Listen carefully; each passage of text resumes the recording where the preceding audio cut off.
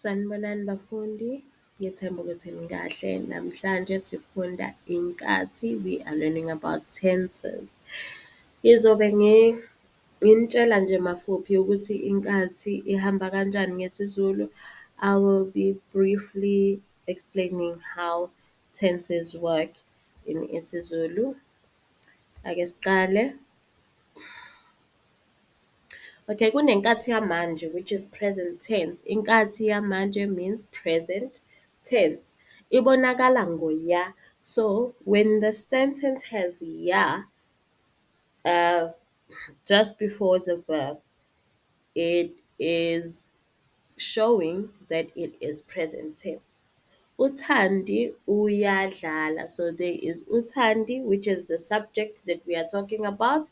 Then there's which is a subject agreement. Then there's ya, which shows the tense. Then there's dlala. Uthandi uyadlala. Sometimes that ya is not there, especially when we are elaborating more on what we are saying. So we are adding the object. Isn't it? Thandi is a subject. Now we want to add the object. Uthandi udlala ibola. So the ya is removed there when the object is mentioned. Uthandi udlala ibola. It's still present tense.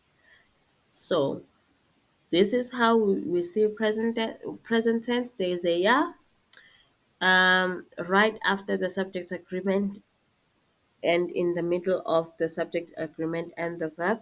And then if there is an object that is mentioned in the sentence, there's a subject, verb, object, then the ya falls away, but it still shows that it is present tense. I hope I am understandable. Bese siyadlula siya kwinkathi esanda kudlula. This is recent past tense, okay? Something happened, but it's not something that happened long ago. Maybe something that happened this morning. Okay. Ibonakala ngobe. So we put be in the place of that ya. If the ya is not there, then we know that after the subject agreement we are going to put that be. Uthandi ubedlala. Remember present tense said uthandi uyadlala. So recent past will say uthandi ubedlala. And then if we want now to say it with an object, in a sense that there's a subject, verb, and object in a sentence, it would still be uthandi ubedlala ibhola. Alright? Inkathi ezayo, future tense, ibonakala ngozo. We see future tense by zo. Okay? Uthandi uzodlala. Instead of saying uyadlala or ubedlala, we're now saying uzodlala. Thandi will play. Uthandi uzodlala ibhola. Thandi will play soccer.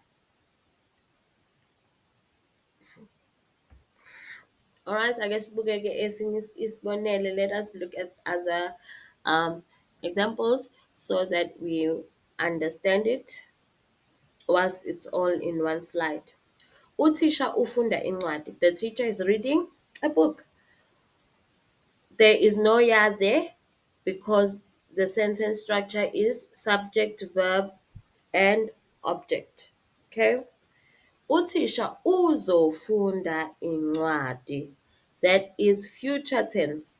The teacher will read a book. Uthisha ubefunda incwadi. The teacher was reading a book.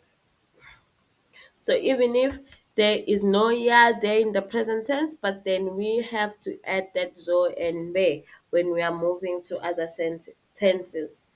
Then we look at the second example whereby the sentence only has a subject and a verb. So we will say utisha uyafunda. The ya is there. Uthisha uzofunda, that's future tense. Uthisha ubefunda, that is past tense. I hope you understood everything. Ngithemba ukuthi niqondisisile konke ekade ngikuchaza. Ngiyabonga. Salani kahle.